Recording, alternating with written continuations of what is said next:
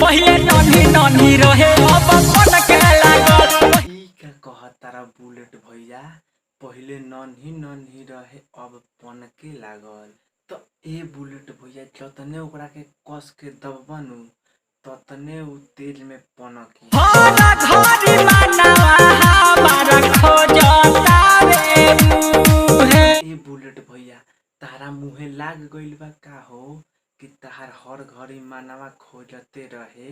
अच्छा एकर मतलब तू नींबुआ गार के पियतो हो खबर। ले घाटा बादल भइल बाटे करिया हो भइल बाटे करिया। घाटा घेरले बा त बादल भइल बाटे करिया। त ए बुलेट भैया तू लोग भाग जालो ना त पानी आई त भींग जइबो लो।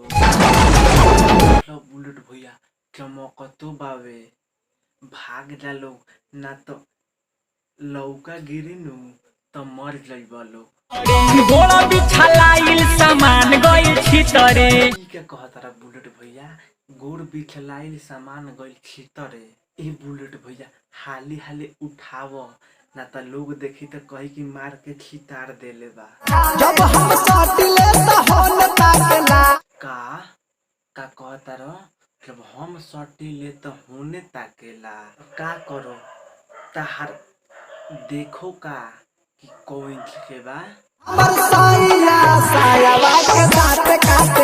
तनी सुन लोग का कहतरन, हमार सैया सायावा के दांते कटले बा। तो ए भैया सबसे बढ़िया कहता कि हमार सैया कथिया के दांते कटले बा।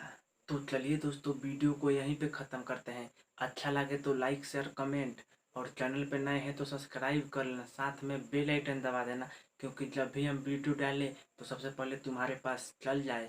तब तक के लिए चलते हैं दोस्तों, बाय बाय।